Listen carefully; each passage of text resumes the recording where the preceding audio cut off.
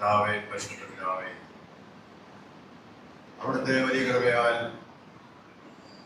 ഞങ്ങൾക്ക് അങ്ങ് നൽകിയ സഭയുടെ പ്രതിഷ്ഠാപന പെരുന്നാൾ നിങ്ങളുടെ സ്വീകരണ ശുശ്രൂഷയും ഈ വിശുദ്ധ ദിവസം അങ്ങ് ഞങ്ങൾക്ക് അങ്ങയുടെ സന്നിധിയിൽ കൂടി വരുവാനും നമ്മൾ ഭാഗ്യം തന്ന കൃപയ്ക്കായ സ്തോത്രം. കാലം അത്രയും ഞങ്ങളുടെ ഇടവകയെ, ഞങ്ങളുടെ സഭയെ അങ്ങോട്ട് അനുഗ്രഹിച്ചു. ഈ പ്രദേശത്ത് അങ്ങയുടെ സഭ സ്ഥാപിതമായ ആ കാലം മുതൽ ഇന്നുവരെയും അങ്ങേന്ന് ലഭിച്ച എല്ലാ അനുഗ്രഹങ്ങളെയും നന്മകളെയും നടത്തിപ്പുകളെയും ഓർത്ത് ഞങ്ങളെന്നെ വാഴ്ത്തും. മൂവാറ്റുപുഴ പട്ടണ പ്രദേശത്ത് ഞങ്ങൾക്ക് നല്ലൊരു ആലയവും സ്ഥാനങ്ങളും തന്നിരിക്കുന്ന കൃപയ്ക്കായി ഞങ്ങളുടെ സ്തോത്രം. കാലങ്ങൾക്ക് മുമ്പ് ഈ പ്രദേശങ്ങളിൽ നമ്മുടെ ബോധ്യമേറിയ വചനങ്ങളുമായിട്ട് കടന്നു വന്ന അവിടുത്തെ ദേവദാസന്മാരെ ഓർക്ക് സ്തോത്രം ചെയ്യും. കർത്താവേ, അങ്ങോട്ട് പറ്റി നിൽപ്പാൻ ഞങ്ങളെ സഹായിക്കും. അനുഗ്രഹിക്കണം, കുഞ്ഞുങ്ങളെ അനുഗ്രഹിക്കണം, നാരാൾ സംബന്ധിക്കുന്ന എല്ലാവരെയും അങ്ങോട്ട് അനുഗ്രഹിക്കണം. വചന വിളിക്കായിട്ട് നമുക്ക് ഒരുങ്ങുന്നു. കർത്താവേ, വചനം പറയുന്ന ബലഹീനനായ അടിനെയും കേൾക്കുന്ന അവിടുത്തെ മക്കളെ ഒരുപോലെ അവിടുന്ന് അനുഗ്രഹിക്കണം. പറയുന്ന പുറമാൻ ആഴങ്ങളെ അർത്ഥങ്ങൾ ഉൾക്കൊള്ളുവാനും അവിടുത്തെ പരിശുദ്ധാത്മാവിനാൽ ഞങ്ങളെ സഹായിക്കണം. വലിയ സന്തോഷത്തോടും ഹൃദയത്തിൽ നിറഞ്ഞ ആനന്ദത്തോടും കൂടി പെരുന്നാൾ ശുശ്രൂഷയ്ക്ക് ശേഷം, ആരാധനയ്ക്ക് ശേഷം കടന്നു പോകാൻ ഞങ്ങളെ പ്രാപ്തരാക്കണം. ബഹുത്വം മാത്രം എടുക്കണമേ. യേശു മാത്രം പ്രാർത്ഥിക്കുന്നത് ദൈവം കേൾക്കണമേ. ആമേൻ. എല്ലാവർക്കും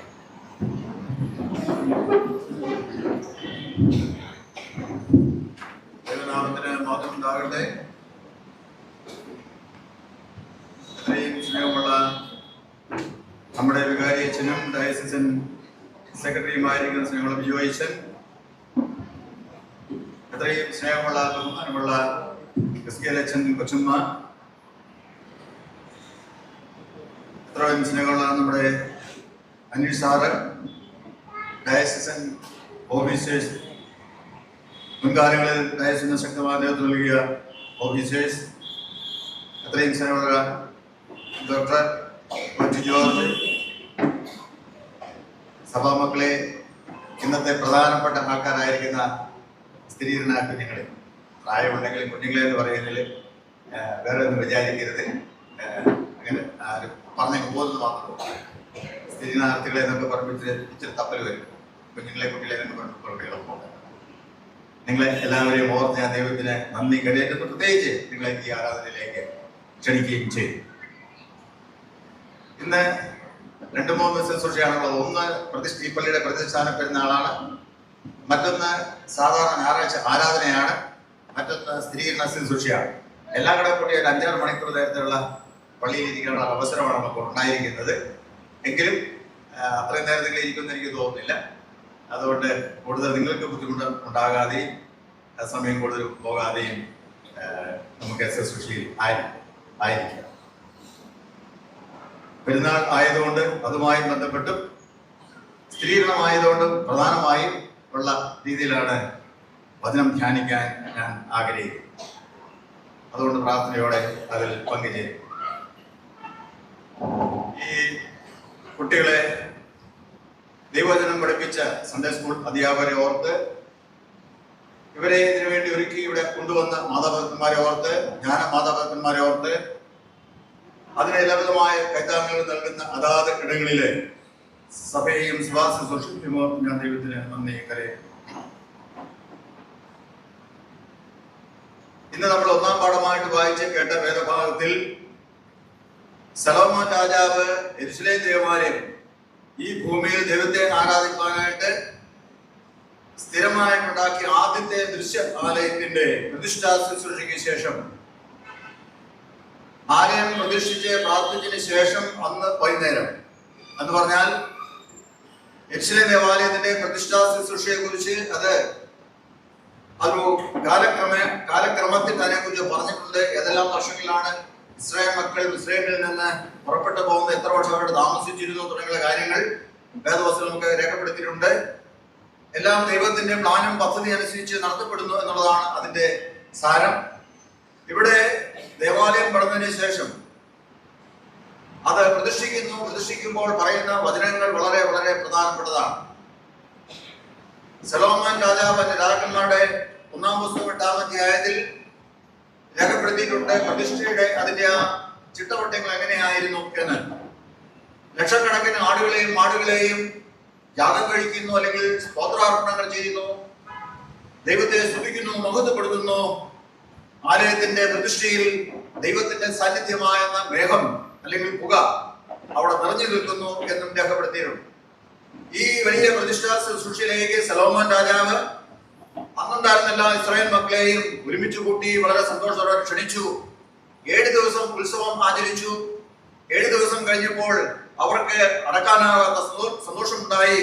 വീണ്ടും അല്പനാളും കൂടെ ദൈവസന്നിധിയിലെ ദൈവ സാന്നിധ്യത്തിൽ ദേവാലയത്തിൽ ഇരിക്കണമെന്ന് അവർക്ക് തോന്നി, സലോമോന് തോന്നി. അതുകൊണ്ട് വീണ്ടും ഒരു 7 ദിവസത്തിനും കൂടെ പെരുന്നാൾ നീട്ടി, അല്ലെങ്കിൽ പ്രതിഷ്ഠാ ശുശ്രൂഷ മഹോത്സവം നീട്ടി. അങ്ങനെ 14 ദിവസത്തെ ഉത്സവത്തിന് ശേഷം 15-ാം ദിവസം സലോമോൻ തന്റെ ജനത്തെ എല്ലാം അവരുടെ ഭവനങ്ങളിലേക്കും അവരുടെ ദേശങ്ങളിലേക്കും പറഞ്ഞയച്ചു. പോയ സമയത്ത് അവർക്ക് മഹാസന്തോഷമുണ്ടായി. ഹൃദയത്തിൽ സന്തോഷമുള്ളവരായി, ആനന്ദമുള്ളവരായി അവർ അവരവരുടെ ഭവനങ്ങളിലേക്ക് മടങ്ങിപ്പോയി എന്നവിടെ രേഖപ്പെടുത്തിയിരിക്കുന്നു. ഒരു ചരിത്ര സംഭവമായി ഒരു ഒരു ദേവാലയ പ്രതിഷ്ഠ ഒരു യഥാർത്ഥ ചിത്രമായി അവിടെ രേഖപ്പെടുത്തിയിരിക്കുന്നു. വേദപുസ്തകത്തിലെ ഒരു വാക്കും ഒരു വാചകങ്ങളും നമുക്കോ അല്ലെങ്കിൽ ഇനി വരുന്ന തലമുറയ്ക്കോ ഇതിനു മുമ്പുണ്ടായിരുന്ന തലമുറയ്ക്കോ വേണ്ടാതായില്ല എന്ന് നമ്മൾ മറന്നു പോകരുത്. അങ്ങനെയെങ്കിൽ ഈ വചനങ്ങളെല്ലാം നമുക്ക് വേണ്ടി, ഈ ആധുനിക ലോകത്ത് ജീവിക്കുന്ന എനിക്ക് നിങ്ങൾക്ക് വേണ്ടി കൂടെ രേഖപ്പെടുത്തിയിരിക്കുന്നു എന്നുള്ള വിശ്വാസത്തോടെ വചനം വായിക്കുമ്പോൾ നമുക്ക് കാണാം ഇത് നമുക്കും അതിനകത്ത് ചില ദൂതുകളുണ്ട് എന്നുള്ളത്.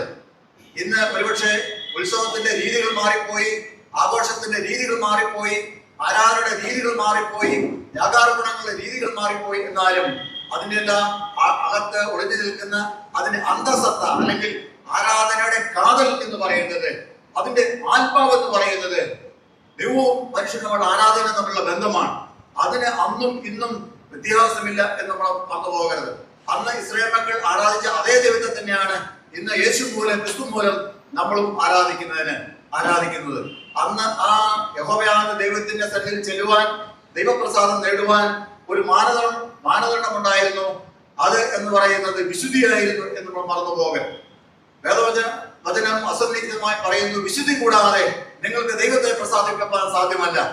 ഒരു മനുഷ്യന്റെ പാപമോചനത്തിനായിട്ട് അവനെ വിശുദ്ധീകരിക്കുന്നതിന് വേണ്ടി അവിടെ യാഗങ്ങൾ അർപ്പിക്കപ്പെട്ടിരുന്നതാണ് നമുക്ക് കാണുന്ന സാധനം. പ്രത്യേക ക്രമം അവിടെ പറഞ്ഞിട്ടുണ്ട്. അന്ന് ദൈവത്തെ, യഹോവയാകുന്ന ദൈവത്തെ ആരാധിപ്പാനും അവന്റെ പ്രസാദം അന്വേഷിക്കാനും ദൈവസന്നിധിയിലേക്ക് കടന്നു ചെല്ലുന്നവരെ വിശുദ്ധി ഉണ്ടായിരിക്കണം, അവരെ വിശുദ്ധീകരിക്കേണ്ടത് ആവശ്യമായിരുന്നു. അന്ന് അത് ആരാധനക്രമം ഉപയോഗിച്ചിരുന്നു. ഇന്നും ദൈവപ്രസാദത്തിന് വേണ്ടി കടന്നു വന്നിരിക്കുന്ന നമ്മൾ ഓർക്കണം, ദൈവപ്രസാദത്തിലാണ് നമ്മൾ വന്നതെങ്കിൽ, ദൈവത്തിന് നമ്മൾ ഇഷ്ടം തോന്നണമെങ്കിൽ അന്നത്തെ അതേ മാനദണ്ഡം തന്നെയാണ് ഇന്നുള്ളത്. വിശുദ്ധി. അന്നും വിശുദ്ധി, ഇന്ന് വിശുദ്ധി. അന്ന് ആരാധിക്കുന്ന ദൈവത്തെ നാം ഇന്ന് ആരാധിക്കുന്നു, അത് നമ്മൾ മറന്നു പോകരുത്. അതുകൊണ്ട് എങ്ങനെയെങ്കിലും അന്ന് ദൈവത്തെ ആരാധിക്കാം, മുഖം കാണിച്ച് പോകാം എന്ന് വിചാരിച്ചാൽ അതിലൊന്നും ദൈവം പ്രസാദിക്കുകയില്ല, മറന്നു പോകരുത്. അതുകൊണ്ട് നമുക്ക് വളരെ വ്യക്തമായി ദൈവത്തിന്റെ വചനം നമുക്ക് നൽകപ്പെട്ടിരിക്കുന്നു.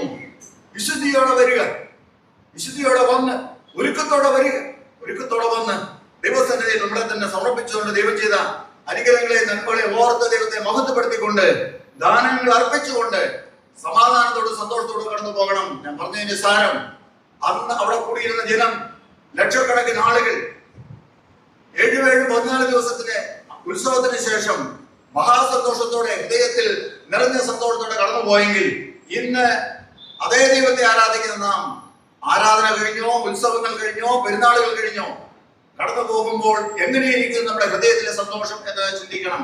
എങ്ങനെയിരിക്കും നമ്മുടെ മുഖത്തിന്റെ പ്രകാശം എന്ന് ചിന്തിക്കണം.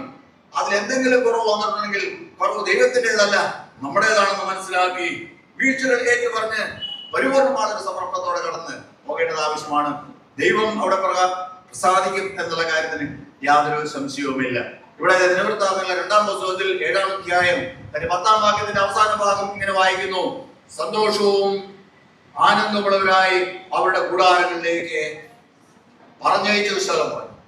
ഇന്ന് നമ്മള് ഈ ദേവാലയത്തിന്റെ പ്രതിഷ്ഠാദിന പെരുന്നാൾ കൊണ്ടാടുമ്പോൾ, ഇത് കഴിഞ്ഞ് നമ്മൾ പോകുമ്പോൾ, ഇത് വിശുദ്ധനായ പൗലോസ് അപ്പോസ്തലന്റെ നാമത്തിലാണ് സ്ഥാപിക്കപ്പെട്ടിരിക്കുന്നത്.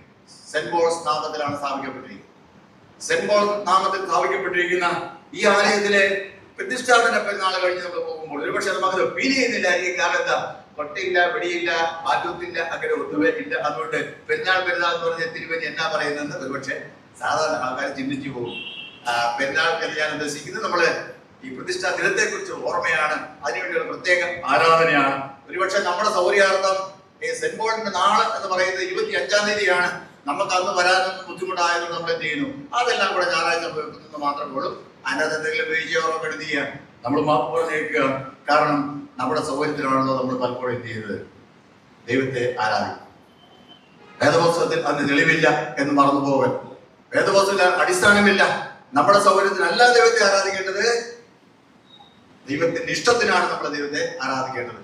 ദൈവത്തിന്റെ ഇഷ്ടത്തിന് ആരാധിക്കണമെങ്കിൽ ദൈവത്തിന്റെ ഇഷ്ടം തിരിച്ചറിയേണ്ട ബാധ്യത നമുക്കുണ്ട്. അത് വിശുദ്ധ വചനത്തിൽ രേഖപ്പെടുത്തിയിട്ടുണ്ട്. വായിക്കുക, ധ്യാനിക്കുക, വരിക, ദൈവപ്രസാദത്തിന് വേണ്ടി അനുഗ്രഹിക്കപ്പെട്ടവരായി മടങ്ങി പോവുക.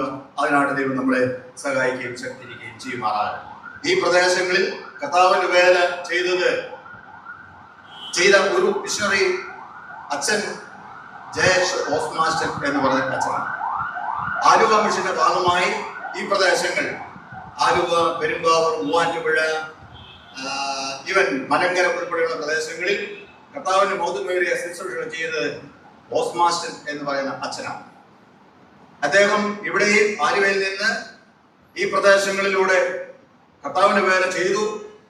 മൂന്നാറിലും അദ്ദേഹം ഇടയ്ക്കിടയ്ക്ക് ആരാധനയ്ക്ക് പോകുമായിരുന്നു. മൂന്നാറിലെ അച്ഛൻ ആലുവയിലും വന്ന് ആരാധന എടുത്തിരുന്നതായിട്ട് ചരിത്രം രേഖപ്പെടുത്തി. അങ്ങനെയുള്ള സഞ്ചാരപഥത്തിലായിരുന്നു നമ്മൾ ഇന്ന് അച്ഛൻ പറഞ്ഞ മണികണ്ഠൻ ഞാൻ പറയുന്ന പ്രദേശം, പോയിക്കുട്ടി പ്രദേശങ്ങളിലൂടെ അദ്ദേഹം യാത്ര ചെയ്തു. പോയിക്കുട്ടി പ്രദേശങ്ങളിലുണ്ടായിരുന്ന വനങ്ങളിൽ താമസിച്ചിരിക്കുന്ന ജനങ്ങളെ അദ്ദേഹം മനസ്സിലാക്കിയിരിക്കുന്നു. അദ്ദേഹത്തെ അതിനെക്കുറിച്ച് സർവേ നടത്തിയിരുന്നു. അവിടെയുള്ള പ്രവർത്തനങ്ങളെ കുറിച്ച് ഒരു പദ്ധതി അദ്ദേഹം തയ്യാറാക്കിയിരുന്നു എന്ന് ചരിത്രം പറയും. എന്നാൽ അവിടെ സ്ഥിരമായിട്ടുള്ള പ്രവർത്തനം ആരംഭിക്കുന്നതിന് അദ്ദേഹത്തിന് സാധിച്ചിരുന്നില്ല, അല്ലെങ്കിൽ അതിനുള്ള സമയം കിട്ടിയിരുന്നില്ല എന്ന് കാണാം. അദ്ദേഹം അങ്ങനെ ആലുവയിൽ നിന്ന് മൂന്നാറിൽ പോയി ശുശ്രൂഷ കഴിഞ്ഞ് മടങ്ങി വരുമ്പോൾ കോയിക്കുട്ടി പ്രദേശങ്ങൾ വഴിയിൽ കുതിരകുത്തി എന്നറിയപ്പെടുന്ന പ്രദേശങ്ങളിൽ വെള്ളച്ചാട്ടം കാണാനായിട്ട് കുതിരയുമായി അദ്ദേഹം അല്പം മുമ്പോട്ട് പോയി.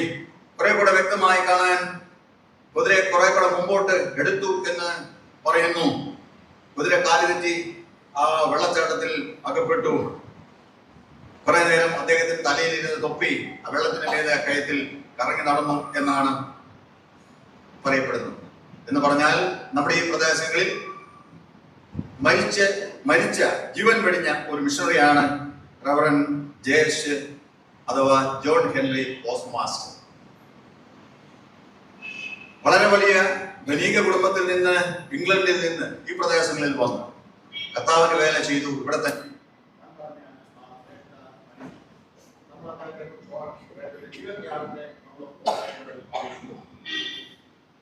പല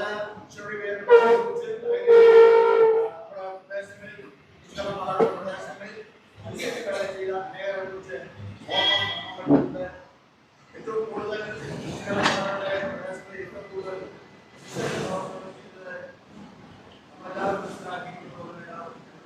ജൂനിയർ ആണ്.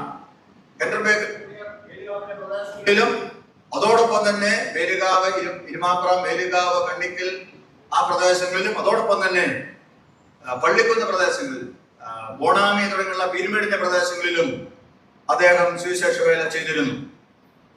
ബോണാമി പ്രദേശങ്ങളിലുള്ള എസ്റ്റേറ്റുകൾ, ടിഫോർഡ് തുടങ്ങിയ എസ്റ്റേറ്റുകൾ, ഫെയർഫീൽഡ് എന്ന് പറഞ്ഞ എസ്റ്റേറ്റുകളെല്ലാം അവരുടെ തന്നെ മിത്രാദികളുടെയും ആയിരുന്നു. അദ്ദേഹം അവിടുത്തെ ബംഗ്ലാവിൽ താമസിച്ചിരുന്നു.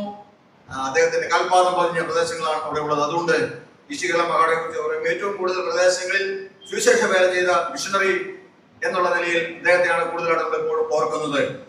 അദ്ദേഹത്തിന്റെ പേരിൽ ഹെൻറി ബേക്കർ കോളേജ് നമുക്കുണ്ട്, ഹെൻറി ബേക്കർ സ്തംഭങ്ങൾ നമുക്കുണ്ട്, ഹാളുകൾ നമുക്കുണ്ട്, പല പ്രസ്ഥാനങ്ങൾ അതിന്റെ പേരിലുണ്ട് അദ്ദേഹത്തിന്റെ ഓർമ്മയെ നിലനിർത്താൻ വേണ്ടി. അതുപോലെ തന്നെ പെയിന്റർ സാഹിബ് മറ്റൊരു മിഷണറിയാണ്. പെയിന്റർ ആദർ ഫെഡറിക് പെയിന്റർ മങ്കുമ്പ് പ്രദേശങ്ങളിൽ, ആ പ്രദേശങ്ങളില് ഇടമല തുടങ്ങിയ പ്രദേശങ്ങളിൽ സുവിശേഷ വേല ചെയ്തു. അദ്ദേഹത്തിന്റെ ഓർമ്മയ്ക്കായി പെയിന്റർ വാലി എന്ന് പറയുന്ന ചർച്ച് നമുക്കുണ്ട്, പെയിന്റർ സാഹിബിനെ ഓർക്കാനായി. കെയ്ലി ആണ് മറ്റൊരു മിഷണറി.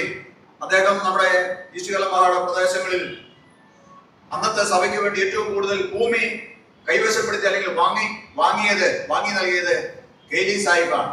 അദ്ദേഹത്തിന്റെ ഓർമ്മയ്ക്കായി കെയ്ലി ലാൻഡ് എന്ന് പറഞ്ഞ ഒരു പള്ളി നമുക്കുണ്ട്.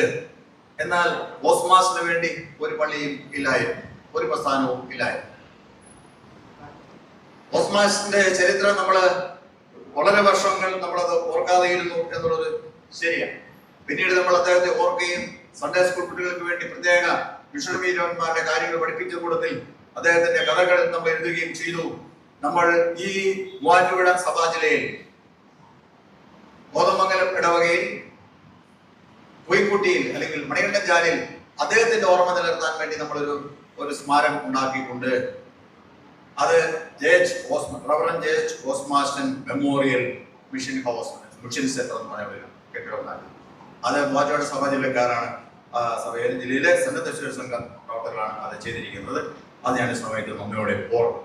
ഒരുപക്ഷെ വരും കാലങ്ങളിൽ അവിടെയുള്ള ബിൽഡിങ്ങുകളൊക്കെ പണിയുമ്പോൾ ഒരുപക്ഷെ അദ്ദേഹത്തിന്റെ ഓർമ്മ നിലനിർത്താൻ നമുക്ക് കുറെ കൂടെ കാര്യങ്ങൾ ചെയ്യാൻ സാധിക്കും. കാരണം ഇവിടെ ഹെൻറി ബേക്കർ ജൂനിയർ വന്ന് പ്രവർത്തിച്ചതും ഓസ്മാസ്റ്റൻ പ്രവർത്തിച്ചതും പെയിന്റർ സാഹിബ് പ്രവർത്തിച്ചതും വിവിധ കാലഘട്ടങ്ങളിൽ ഒരേ കാലഘട്ടങ്ങളിൽ അല്ല.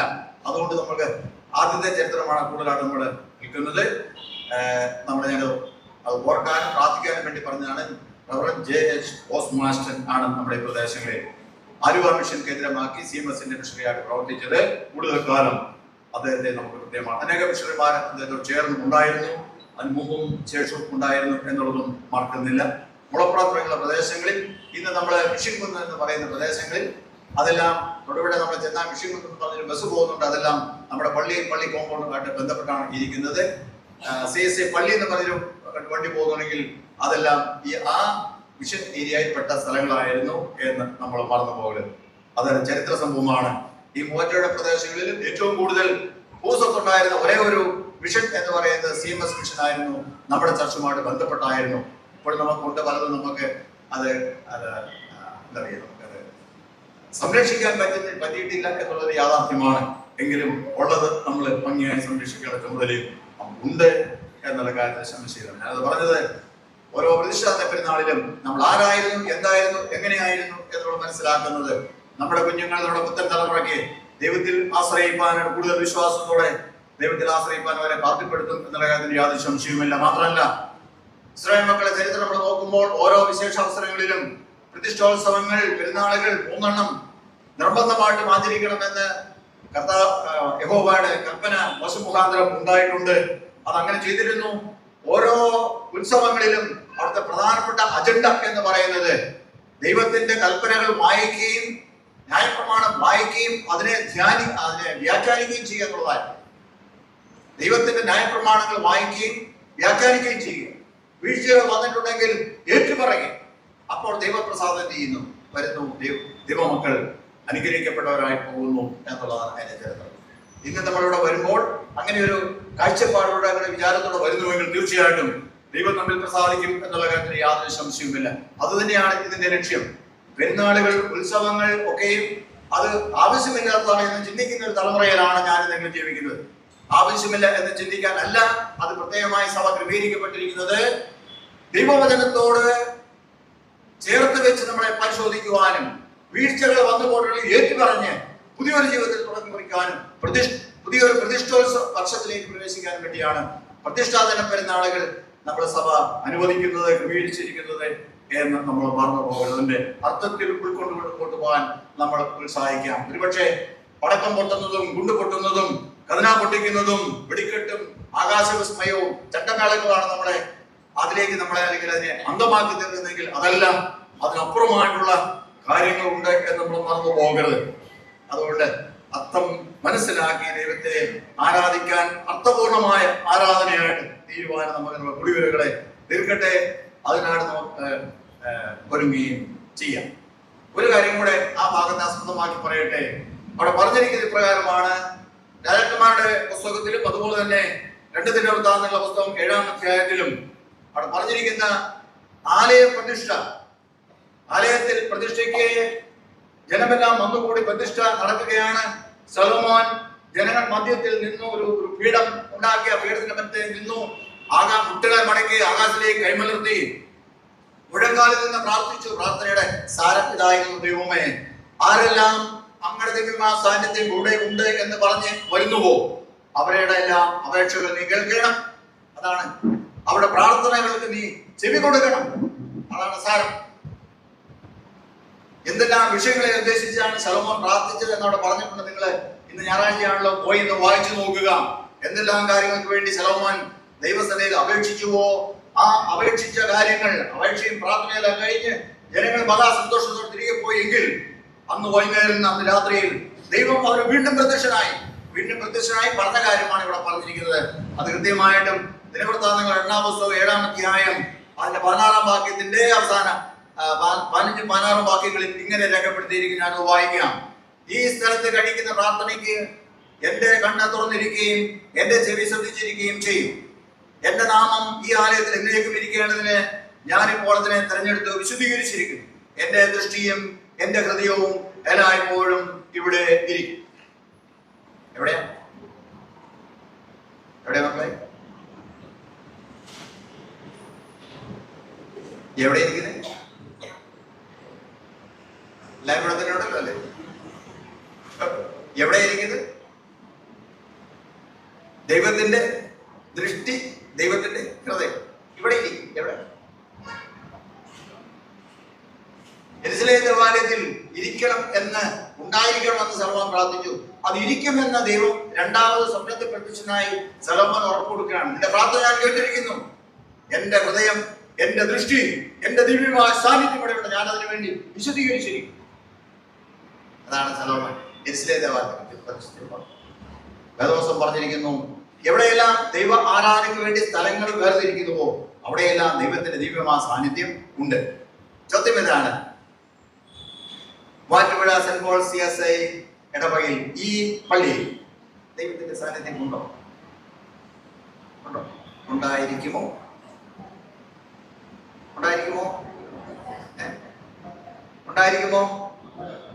ഉണ്ട്. കാരണം ദൈവാരാധനയ്ക്ക് വേണ്ടി സ്ഥലം വേർതിരിച്ചിരിക്കുകയാണ്. പറയാനുള്ള സന്ദേശം ഇതാണ്. ആ ഒരു വിശ്വാസം നമ്മളിവിടെ വരണം.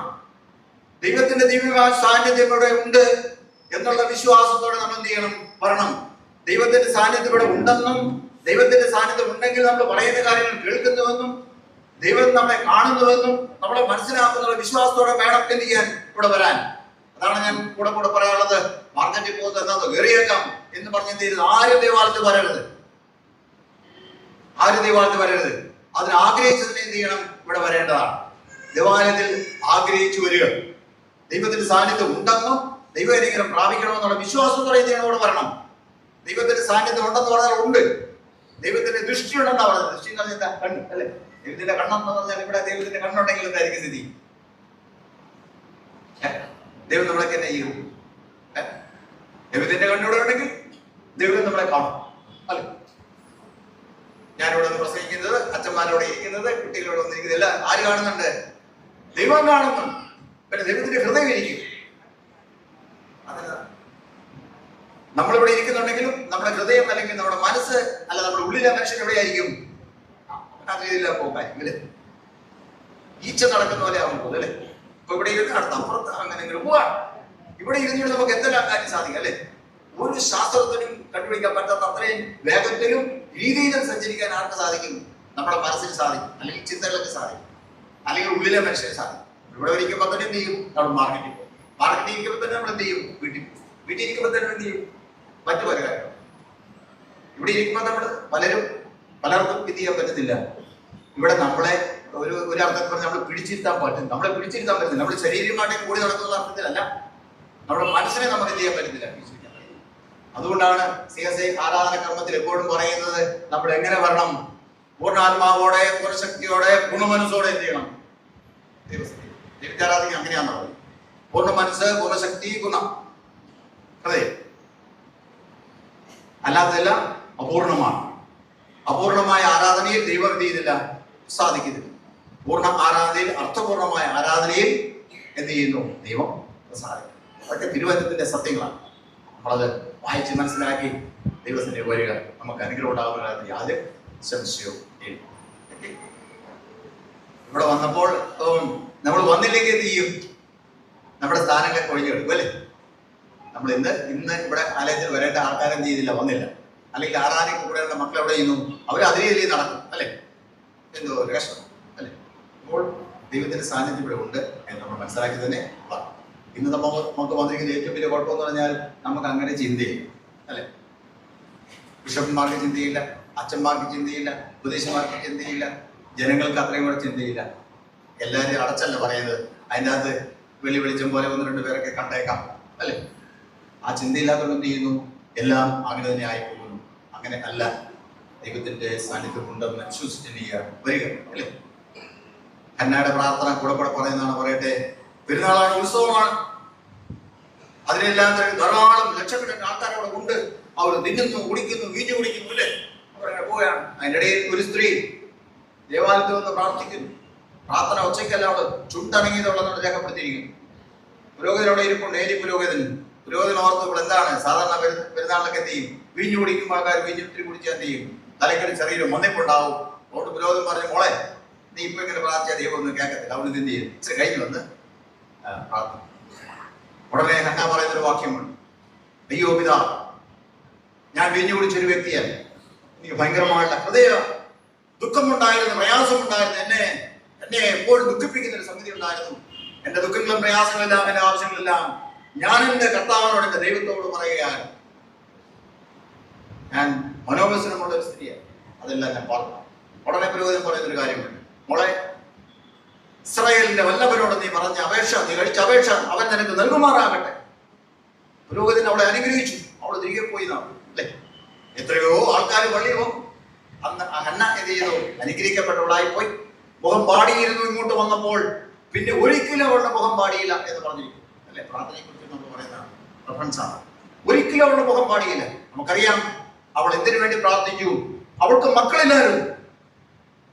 ദൈവത്തോട് അവൾ പ്രാർത്ഥിച്ചു, നിലവിളിച്ചു, ദൈവമേ എനിക്കൊരു മകനെ നീ തരണം, മകനെ തന്നാൽ അവൻ നിനക്കുള്ളവനായിരിക്കും പറഞ്ഞു പ്രാർത്ഥിച്ചു. ദൈവം അവനൊരു മകനെ കൊടുത്തു, ശമൂവേൽ പ്രവാചകൻ. വിശ്വസിച്ച് പ്രാർത്ഥിച്ച ദൈവം നമുക്ക് അനുഗ്രഹങ്ങളെ തരുമോ? വിശ്വാസം കൊണ്ടായിരിക്കണം അങ്ങനെ വന്ന് അനുഗ്രഹങ്ങളെ പ്രാപിക്കാൻ നമുക്ക് സഹായിക്കാം. ദേവാലയത്തിൽ വരുമ്പോൾ എന്ത് ചെയ്യാം? വിശ്വാസത്തോടെ, ആഗ്രഹത്തോടെ വരിക, ഒരുക്കത്തോടെ വരിക. ദൈവം, ഞാൻ ഞങ്ങളുടെ ആലയത്തിലേക്ക് പോവുകയാണ്, എന്നോടുകൂടെ കൃപയുണ്ടായിരിക്കണം, വാക്ക് പ്രവൃത്തി എല്ലാം എന്ത് ചെയ്യണം, എന്നോട് ക്ഷമിക്കണം എന്ന് പറഞ്ഞതാണ്. CC ആരാധന എന്ന് പറയുന്നത് സാധാരണ ഞാനും പറയാറുണ്ട്, എല്ലാവരും പറയുന്നതാണ്. ലോകത്തിലേക്ക് ഏറ്റവും ശ്രേഷ്ഠം വരെ ആരാധന എന്ന് പറയുന്ന ആരാധനയാണ് ഇത്, നമ്മുടെ CSI ആരാധനക്രമം. CSI ആരാധനക്രമം, ആരാധിക്കുന്നവരെന്ന് ഞാൻ പറയുന്നില്ല, ആരാധനക്രമം അങ്ങനെയാണ് ചിട്ടപ്പെടുത്തി. അത് വെസ്റ്ററി സോങ് പാടുമ്പോൾ അന്നേരം തൊട്ട് എന്ത് ചെയ്യും? ആലയത്തിനുള്ളിലെ ആരാധന ആരംഭിക്കുകയാണ്. പള്ളിയിൽ വരുന്നവര് അതിന് ദിവസങ്ങൾക്ക് മുമ്പ് എന്ത് ചെയ്യണം? ആരാധനയ്ക്ക് വേണ്ടി ഒരുങ്ങണം എന്നാണ് എന്റെ കൺസെപ്റ്റ്. ആരാധനകൾ വരുന്നു, വന്ന് അതിന്റെ ആദ്യത്തെ പാട്ട് മുതൽ ശുശ്രൂഷ ആരംഭിക്കുക. ആദ്യത്തെ പ്രാർത്ഥന ദൈവത്തിന്റെ അനുഗ്രഹങ്ങൾ പകരണമേ എന്ന് പറഞ്ഞുള്ള പ്രാർത്ഥനയാണ്. രണ്ടാമത്തെ പ്രാർത്ഥന എന്ന് പറഞ്ഞ പ്രാർത്ഥനയല്ല, അതൊരു പ്രസ്താവനയാണ്, അത് വേറെ ഒന്നുമല്ല. വിശുദ്ധ സംസർഗ ശുശ്രൂഷയുള്ള ദിവസങ്ങളിൽ നമ്മൾ പറയുന്ന പ്രത്യേകമായൊരു ഭാഗമുണ്ട്. അത് എന്ന് പറയുന്നത് കൽപ്പനകളാണ്. കൽപ്പനയുടെ കൽപ്പന എത്ര ഉണ്ട്? 10 കൽപ്പന. 10 കൽപ്പനകളോ അതിന്റെ സംഗ്രഹമോ ആണ് എന്ത് ചെയ്തത് അതിനുശേഷം പറയാം. ശ്രദ്ധിക്കണം, പാട്ടുപാടി പ്രാർത്ഥിച്ച് പാട്ടുപാടി ആരംഭിച്ച് ഇവിടെ വന്ന് ആദ്യത്തെ പ്രാർത്ഥനയ്ക്ക് ശേഷം പിന്നെ വരുന്ന പ്രധാനപ്പെട്ട സംഗതി എന്താണ്? 10 കൽപ്പനകൾ അല്ലെങ്കിൽ 10 കൽപ്പനകളുടെ എന്തായിരിക്കും? ചുരുക്കം. 10 കൽപ്പനകൾ അല്ലെങ്കിൽ 10 കൽപ്പനകളുടെ ചുരുക്കം. ഇത് രണ്ടിൽ ഏതെങ്കിലും ഒന്നുമില്ലാതെ ഒരു CSIയുടെ വിശുദ്ധ സംസർഗ ശുശ്രൂഷ ഇത് ചെയ്യുന്നില്ല, തുടങ്ങുന്നില്ല, അല്ലെങ്കിൽ ആരാധന തുടങ്ങുന്നില്ല. ഇവിടെ എന്തില്ല, ആ പ്രാർത്ഥനയെല്ലാം കഴിഞ്ഞ ആൾക്കാർ വന്ന് എന്ത് ചെയ്യുന്നില്ല, അവർക്ക് ആ പ്രാർത്ഥനയുടെ മുഴുവൻ അനുഗ്രഹവും കിട്ടത്തില്ല. അതുകൊണ്ടാണ് പറയുന്നത് എന്ത് ചെയ്യണം? പ്രാർത്ഥനയ്ക്ക് പണ്ടൊക്കെ പറയാതെ മണിനാഥം കേൾക്കുമ്പോൾ മരണം. ഇപ്പൊ മണിനാഥം കേൾക്കാനൊക്കെ ഭയങ്കര ബുദ്ധിമുട്ടാണ് അല്ലേ. സമയം നമ്മൾ പ്രത്യേകിച്ച് ക്രമപ്പെടുത്തിയിട്ടുണ്ട്. പ്രത്യേക സമയം പിടിക്കും. 8 മണി 8 മണി 9 മണി 9 മണിക്ക് ആരാധന വെച്ചാൽ നമ്മൾ എത്ര മണിക്ക് എത്തണം? ഒരു 9 9:45 ആകുമ്പോൾ എന്ത് ചെയ്യാം? ചില പ്രസംഗം കഴിയുമ്പോൾ എന്ത് ചെയ്യാം? വരാം എന്ന് വിചാരിച്ച് അങ്ങനെ ഒന്നും വരരുത്. നമ്മളൊക്കെ അത് ഈ നമ്മുടെ പ്രാക്ടീസ് ചെയ്ത് അങ്ങനെ ആയി. കേക്കാരന്മാരെപ്പം വരുന്നത് ഇവിടുത്തെ കേക്കാരന്മാരെല്ലാം വേറെ പള്ളിയിലെ കേക്കാരന്മാർ. അവർ പാഠം വായിക്കുന്ന സമയത്ത് വരുന്നത് പാഠം വായന കഴിയുമ്പോൾ അവർ പോകും. അതൊരു കൈക്കാരൻ്റെ കൂടിയാണെങ്കിൽ സ്തോത്രകാഴ്ച പിടിക്കുന്നതാണ് അടുത്ത കൈക്കാരൻ സ്വത്രാഴ്ചയുടെ പാട്ട് പാടുമ്പോൾ വരുന്നു, സ്വത്രാഴ്ച പിരിക്കുന്നു, എന്ത് ചെയ്യുന്നു, അതെടുത്ത് വെക്കുന്നു, വേറെ ബിസിനസ് പറയാം പരിപാടിയാണ്, നമുക്ക് കുറ്റം പറയാൻ പറ്റില്ല. അന്ന് ആ പാട്ട് പാടുന്ന സമയത്ത് വന്നതിന്റെ ഭാഗ്യം. ചിലർക്ക് അതിന് ധൈര്യം. അതെങ്ങനെ അങ്ങനെ സംഭവിച്ചത് എനിക്ക് അറിയത്തില്ല. ഇവിടെയല്ല, ചിലർക്ക് നേരമില്ല. അവർ ചെയ്തു ഒന്ന് തല കാണിച്ചു, അച്ഛനെ ഭഗവാനെ കയ്യിൽ നിന്ന് കാണിച്ചു, എന്ത് ചെയ്യുന്നു, അത്യാവശ്യം പോവാന്ന് പറഞ്ഞു, അത്യാവശ്യം ഉണ്ട് എനിക്ക്. അങ്ങനെ അത്യാവശ്യം അവിടെ എന്തെങ്കിലും കാര്യമില്ല, വരേണ്ട കാര്യമുണ്ടോ എന്നൊരു ചോദ്യം. അർത്ഥപൂർണ്ണമാണ് ആരാധന ആവശ്യം. ഇവിടെ കൽപ്പന, മുഴുവൻ കൽപ്പനയോ അത് ചുരുക്കമോ വായിക്കും അല്ലെ. പിള്ളേരുടെ ചോദ്യമാണ്, ഇന്ന് പിള്ളേരുടെ ദിവസമാണ്, പിള്ളേർ ഇന്ന് സ്ഥിരീകരണം കഴിയുന്ന ആൾക്കാരുടെ ദിവസമാണ്. ബാക്കിയുള്ളവർക്കും ആ പ്രസംഗം കേൾക്കാം, ഒരു കുഴപ്പമില്ല. അതിനകത്ത് എന്തെങ്കിലും നിങ്ങൾക്കുണ്ടെങ്കിൽ അത് എടുക്കാം. ഇന്ന് പിള്ളേരോടാണ് എനിക്ക് ചോദ്യം, പിള്ളേരാണ് ഉത്തരം പറയേണ്ടത്. ചോദ്യം ചോദിക്കും, ഉത്തരം പറയണം, ചോദ്യം ചോദിക്കും, ഉത്തരം പറയണം അല്ലെ. ചോദ്യോത്തരം എന്ന് പറയും.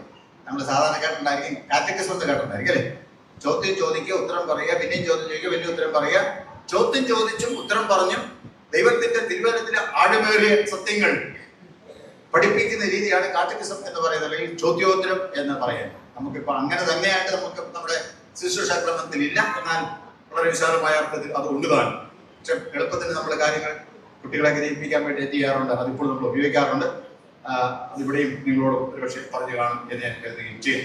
ഓക്കെ, ഇന്ന് ഈ 10 കൽപ്പനയോ അങ്ങനെ എന്തെങ്കിലും കാര്യങ്ങൾ ചെയ്തോ ഇതുവരെ പിള്ളേർ പറഞ്ഞേ? പറഞ്ഞല്ലോ തിരുമേനി, പറഞ്ഞല്ലോ ഇതില്ലാതെ ചേച്ചി ആരാധിക്കുന്ന തിരുമേനിയുടെ ഓരോ പറഞ്ഞല്ലോ, ഇന്ന് അത് ചെയ്തു.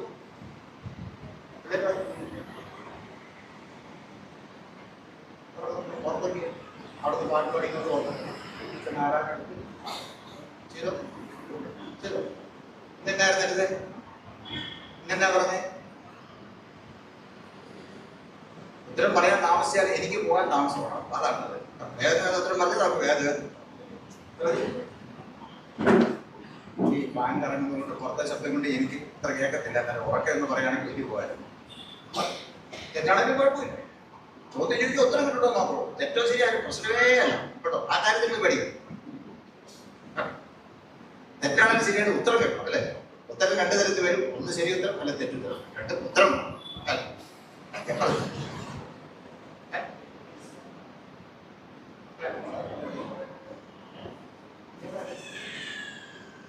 ഏതാ ചെയ്തേ?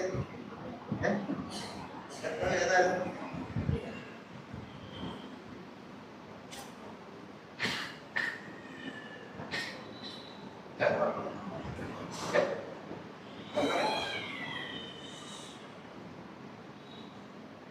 ഏത് ഭാഗമാണ്? 10 കൽപ്പന മുഴുവനാണ് എടുത്തത്.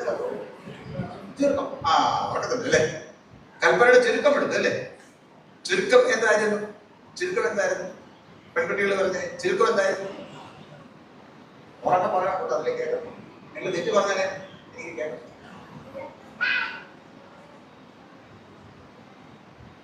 അതാണ് ഞാൻ പറഞ്ഞപ്പോൾ നമ്മൾ പറഞ്ഞ കാര്യമാണ്. ആരാധന നമ്മൾ എടുത്ത കാര്യമല്ലേ. അത് ഒരു വേറൊരു ചോദ്യത്തിന് ഉത്തരമാണ്. പറഞ്ഞു, നമ്മൾ പറഞ്ഞത് ശരിയാണ്. പറഞ്ഞു.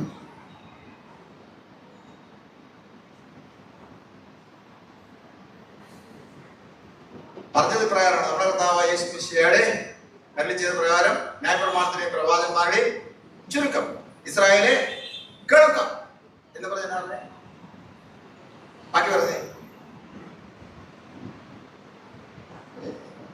ഇതാണ് നമുക്ക് പറ്റിയിരിക്കുന്ന ഏറ്റവും വലിയ കുഴപ്പം.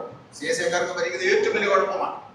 ഒരു അപേക്ഷ പറഞ്ഞാൽ ആമേ പറയേണ്ട എവിടെ നമുക്ക് അറിയില്ല, പ്രതിയാൾക്കും പറയണത് നമുക്ക് അറിയില്ല, ചോദ്യം ചോദിച്ച ഉത്തരം എവിടെ നമുക്ക് അറിയില്ല. അത് നമുക്ക് മാത്രമുള്ളൊരു കുഴപ്പമാണ്. വേറെ ഒരു സഭക്കാർക്ക് കുഴപ്പമില്ല. അവരെല്ലാം വളരെ ചെറുപ്പത്തിൽ എന്ത് ചെയ്യുന്നുണ്ട്, അത് പഠിക്കുന്നു. കർത്താവിന്റെ പ്രാർത്ഥന ചോദിച്ചാൽ എന്ത് ചെയ്യും? അവർ മണിമണിയായിട്ട് പറയും. ഒരു അപേക്ഷ പറഞ്ഞാൽ അന്നേരം തന്നെ അതിന്റെ പ്രതിവാക്യം അവർ പറയും. നമ്മളൊരു കമ്മാ ചൊല്ലിയാലോ, കൃത്യത്തിന് സ്തുതി ചൊല്ലിയാൽ നമ്മൾ എന്ത് ചെയ്യും? നമ്മളെല്ലാവരും അങ്ങനെ കൈ കെട്ടി നിൽക്കത്തേ ഉള്ളൂ. അനുസരണമുള്ള പിള്ളേരാണ് അല്ലേ. നമുക്കറിയത്തില്ല അവിടെ. അതാണ് കുഴപ്പം. നമ്മൾ നേരത്തെ എന്തെങ്കിലും അത് പഠിക്കുന്നില്ല, അല്ലെ പഠിപ്പിക്കുന്നില്ല.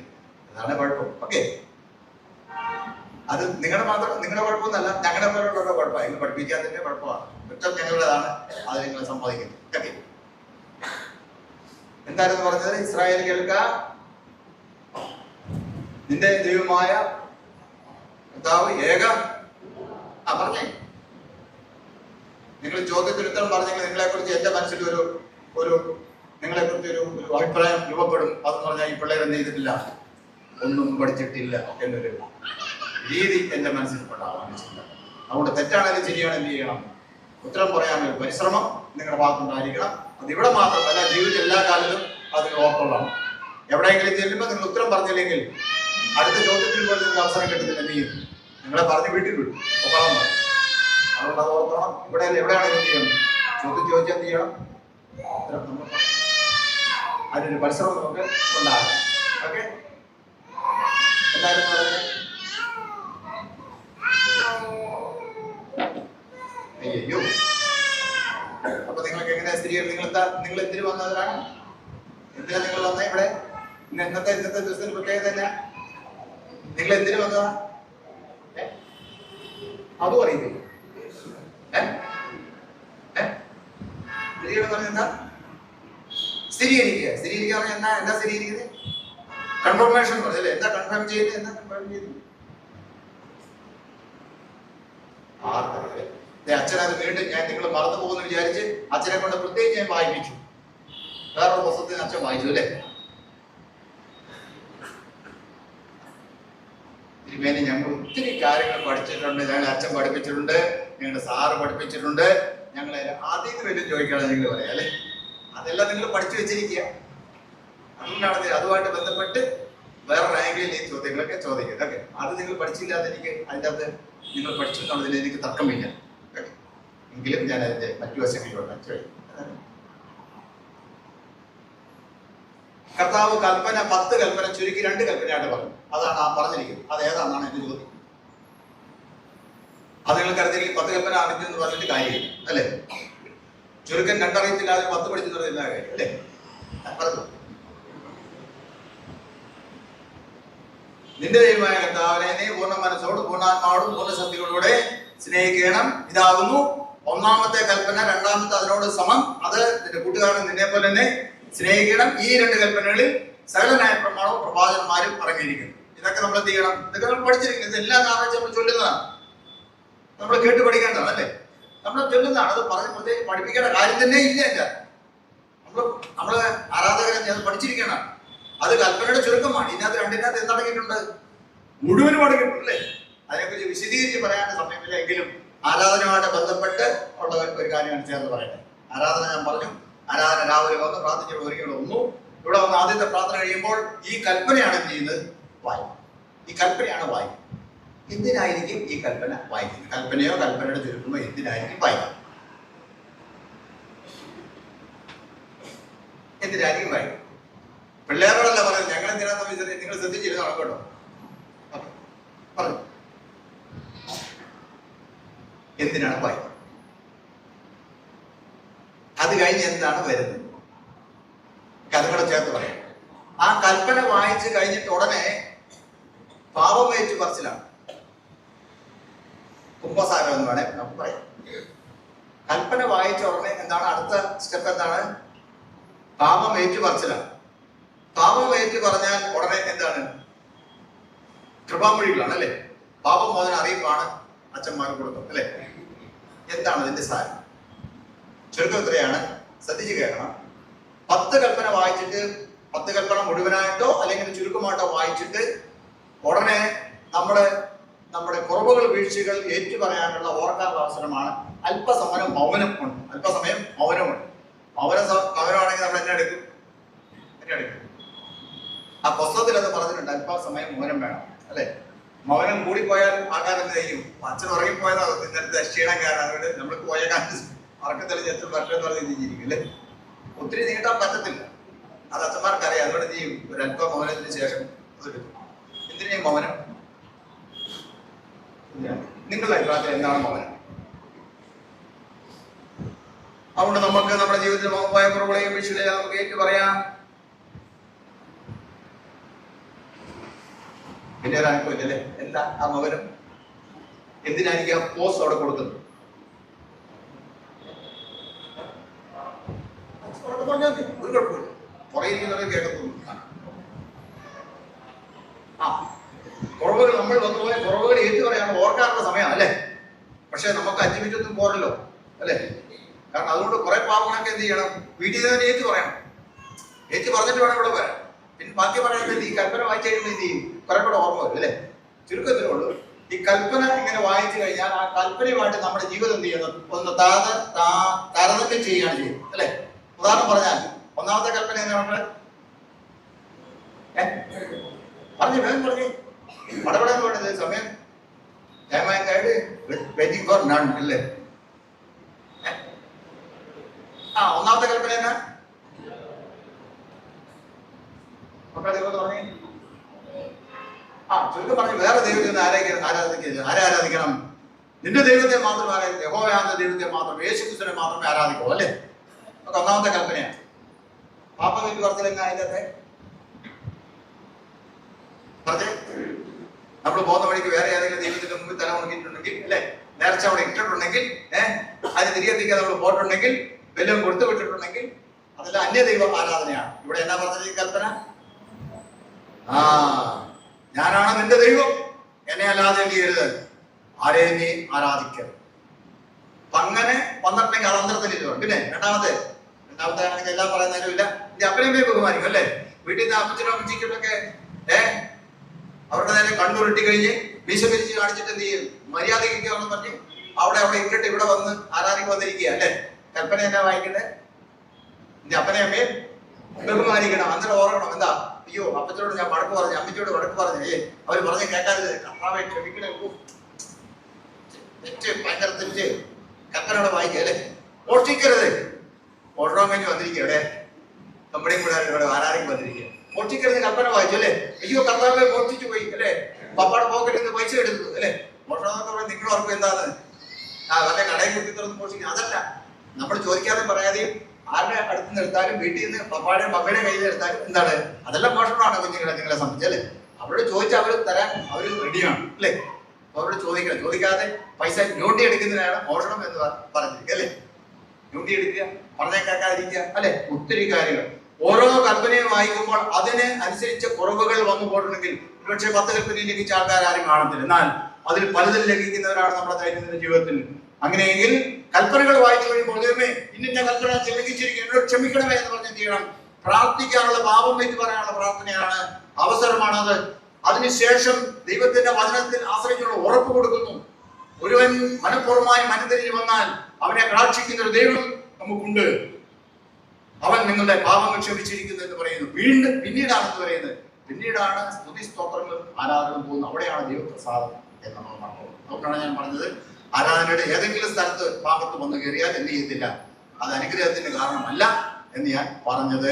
എങ്കിലും ഹൃദയങ്ങളെ കാണുന്ന ദൈവം നമുക്ക് സ്വർഗത്തിലുണ്ട് എന്ന് മറന്നു പോകരുത്. അതുകൊണ്ട് അർത്ഥപൂർണമായ ആരാധനയ്ക്കാണ് നമുക്ക് കൂടി വരാം. ദൈവം അതിനെ സഹായിക്കും, ശക്തിയും ചെയ്യും. നിങ്ങൾ ദൈവത്തെ സ്നേഹിക്കുന്നുണ്ടോ? ദൈവത്തെ സ്നേഹിക്കുന്നുണ്ടോ? ദൈവത്തെ സ്നേഹിക്കുന്നവർ കൈവയ്ക്ക് സ്ത്രീയത്തിന് വന്ന കുട്ടികൾ മാത്രം. ദൈവത്തെ സ്നേഹിക്കുന്നവര് ഉണ്ടല്ലോ അല്ലെ? ഒക്കെ കൈ ചേർക്കും. വിശുദ്ധ യോഹന്നാൻ എഴുതിയ സുവിശേഷം 14-ാം അധ്യായം 15-ാം വാക്യം വായിച്ചേ, ടക്കെന്ന് വായിച്ചേ. യോഹന്നാൻ സുവിശേഷം 14-15. ഇപ്പൊ പാഠമായിട്ട് വായിച്ചു, സുവിശേഷം പാട്ട് വായിച്ചതാണ്. സ്വന്തമായിട്ട് വേദോസം ഇല്ലാത്തവര് കൈവയ്ക്കുക, സ്വന്തമായിട്ട് വേദോസം ഇല്ലാത്തവര് കൈവയ്ക്കുക. സ്ത്രീയുടെ കുട്ടികളിൽ എല്ലാവർക്കും ഉണ്ടല്ലേ? ഇന്ന് ആരെങ്കിലും എല്ലാവരും കൊണ്ടുവന്നിട്ടുണ്ടോ? ഉണ്ടോ? ഓക്കെ, യോഹന്നാൻ എവിടെയാ കിടക്കുന്ന? ഒത്തിരി തപ്പാതിരിക്കാൻ നമുക്ക് എളുപ്പമാണ്. നാഗരാതി എന്ന് പറഞ്ഞ ഭാഗമുണ്ട്, ആദ്യത്തെ ഭാഗം. അതിനകത്ത് നോക്കി ടക്കെന്ന് എന്ത് ചെയ്യാം, നമുക്ക് അത് എവിടെയാണ് കിടക്കുന്നത് കണ്ടുപിടിക്കാം. ഒരുപക്ഷെ നമുക്ക് കണ്ടുപിടിക്കാൻ അത് എളുപ്പമാണ്. മക്കളെ, വേദപുസ്തകമാണ്, ബൈബിളാണ്. ബൈബിൾ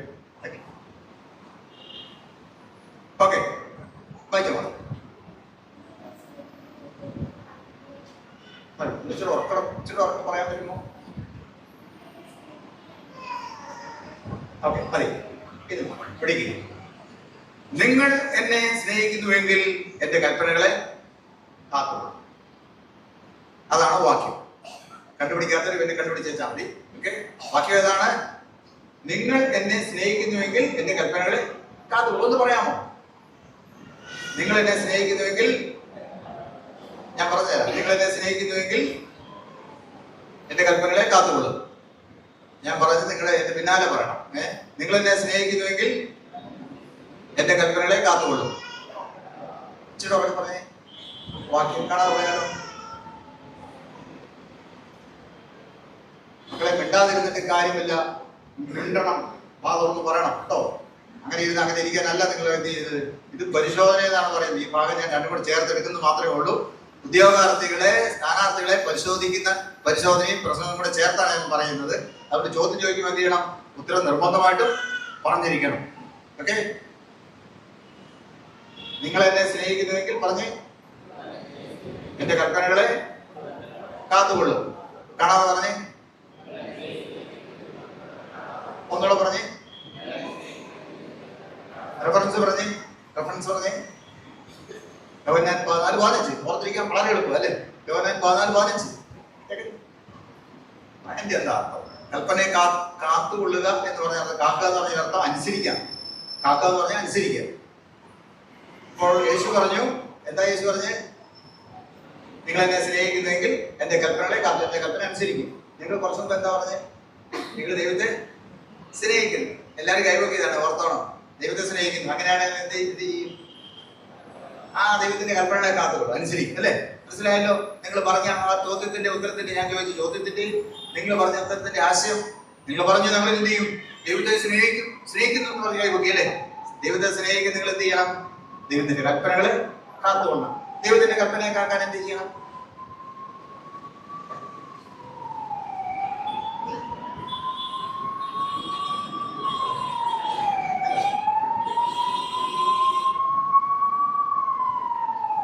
ദൈവത്തിന്റെ കൽപ്പന, ദൈവത്തെ സ്നേഹിക്കണമെങ്കിൽ ദൈവത്തിന്റെ കൽപ്പന കാക്കണം. ദൈവത്തിന്റെ കൽപ്പന കാക്കണമെങ്കിൽ അനുസരിക്കണം. എന്ത് ചെയ്യണം?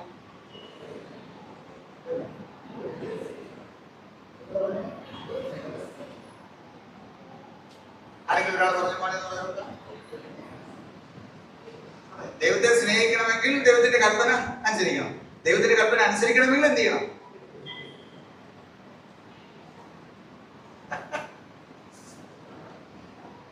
നിങ്ങളെ കേട്ടില്ലല്ലോ, ഞാൻ പറയാം. ദൈവത്തെ സ്നേഹിക്കണമെങ്കിൽ ദൈവത്തിന്റെ കൽപ്പന അനുസരിക്കണം. ദൈവത്തിന്റെ കൽപ്പന അനുസരിക്കണം, ദൈവത്തെ സ്നേഹിക്കണം. അത് പിള്ളേർ അങ്ങോട്ട് എന്ത് ചെയ്യണം? പറഞ്ഞിട്ടില്ല എന്നെ എന്ത് ചെയ്യാണ്? അവര് പട്ടക്കറക്കണം. ദൈവത്തിന്റെ കൽപ്പന അനുസരിക്കണമെങ്കിൽ എന്ത് ചെയ്യണം? ദൈവത്തിന്റെ കൽപ്പന ഏതാണെന്ന് അറിയണം. അതാണ് മനസ്സിലാക്കണം. ചോദ്യത്തിൽ തന്നെ ഉത്തരം കിടക്കും. ദൈവത്തിന്റെ കൽപ്പന അനുസരിക്കണമെങ്കിൽ ഏതേത് എന്ന് നമ്മൾ അറിഞ്ഞിരിക്കണം. അവിടെയാണ് പ്രധാനം. അതാണ് ദൈവത്തിന്റെ കൽപ്പന അറിയുക. ഏത് കൽപ്പനയാണ് അനുസരിക്കാൻ? ഏത് കൽപ്പനയാണ് അനുസരിക്കാൻ? അല്ലേ? 10 കൽപ്പനകൾ അനുസരിക്കണം. അല്ലേ? കൽപ്പന എന്ത് ചെയ്യണം? പഠിക്കണം. ഓക്കെ. അതുകൊണ്ട് ആ ഭാഗം നമ്മൾ ഏത് പള്ളിക്കാരാണ്? നമ്മളെ CSI പള്ളിക്കാരാണ്. ഓക്കെ. CSI എന്ന് പറഞ്ഞാൽ എന്താ? ചർച്ച് ഓഫ് സൗത്ത് ഇന്ത്യ അല്ലേ? Church of south India. Okay. അത് ഏത് ഈ സഭ എന്നാ രൂപീകരണമായത്?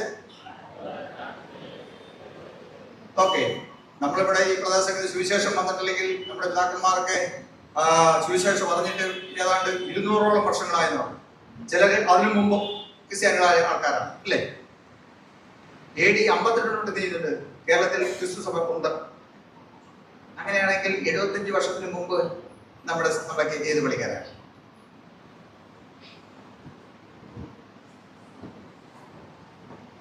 ഓക്കെ. അത് നിങ്ങൾ പിന്നീട് പഠിക്കുക. CSI എന്ന് പറയുന്നത് മറ്റ് സഭകൾ തമ്മിൽ എന്തെങ്കിലും വ്യത്യാസമുണ്ട്? മറ്റ് സഭകൾ ഏതാണ്? സഭകളുടെ പേര് പറഞ്ഞ് നിങ്ങൾക്ക് അറിയാവുന്ന പള്ളികളുടെ പേരൊക്കെ പറഞ്ഞു. CSI ഒന്ന് നമ്മുടെ പള്ളി. പിന്നെ യാക്കോബ, കാത്തലിക്, ഓർത്തഡോക്സ്, മാർത്തോമ. ഇങ്ങോട്ട് നോക്കുമ്പോൾ അങ്ങോട്ടൊക്കെ നോക്കിയതാലേ കൂട്ടിക്കണം. നിങ്ങൾ അവിടെ നിന്ന് പറഞ്ഞാണേ.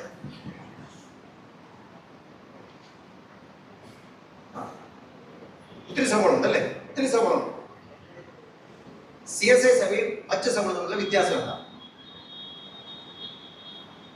എന്തായിരിക്കും? ഓക്കെ. കാതലാനുള്ള വ്യത്യാസമാണ്. CSI സഭ എന്ന് പറയുന്നത് ഒരു ഐക്യസഭയാണ്, അല്ലെങ്കിൽ ഒന്നായി തീർന്ന സഭയാണ്. എന്നാ സഭയാ? ഒന്നായി തീർന്ന സഭ.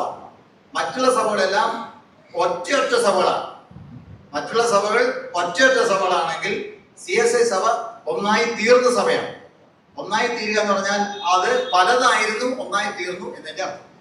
ഏതെല്ലാം സഭകളാണ് അല്ലെങ്കിൽ ഏതെല്ലാം പാരമ്പര്യങ്ങളാണ് ഒന്നായി തീർന്നത്? ആംഗ്ലിക്കൻ, മെത്തഡിസ്റ്റ്, ഓക്കെ, നിങ്ങൾ അതിനെക്കുറിച്ച് അറിയാം. ആംഗ്ലിക്കൻ അല്ലെങ്കിൽ എപ്പിസ്കോപ്പൽ, പ്രസ്ബിറ്റേറിയൻ, കോൺഗ്രിഗേഷണൽ, മെത്തഡിസ്റ്റ്, അങ്ങനെ പ്രധാനപ്പെട്ട 4 സഭാ പാരമ്പര്യങ്ങളാണ് 1947 സെപ്റ്റംബർ മാസം 27-ാം തീയതി ഒന്നിച്ചു ചേർന്നത്.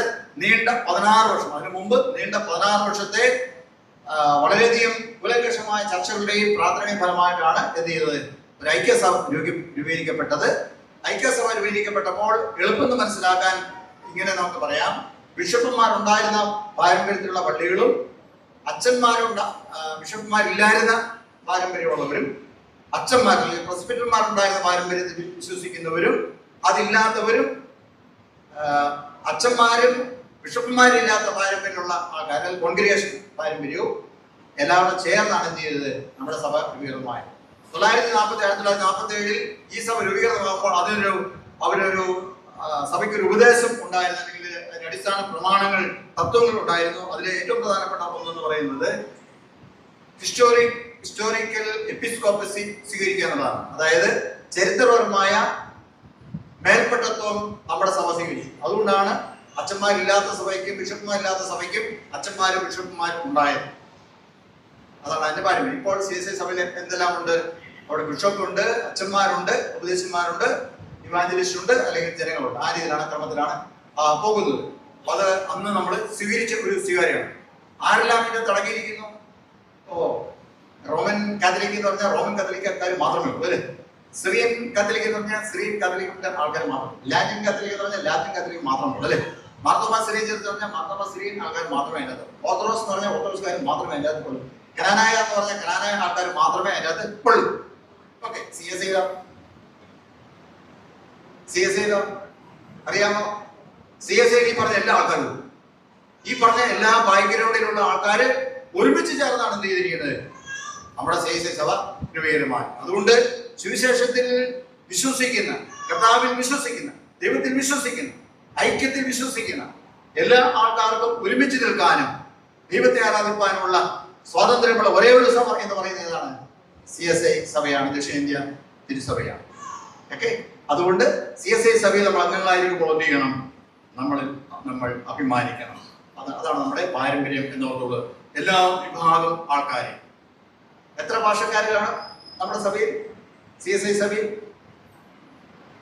പറഞ്ഞ നിങ്ങൾക്ക് അറിയാമെന്ന് പറഞ്ഞ മലയാളികളെ ഏതായാലും ഉണ്ട്. ഓക്കെ, മലയാളികൾ, ഇല്ലേ? തമിഴ്,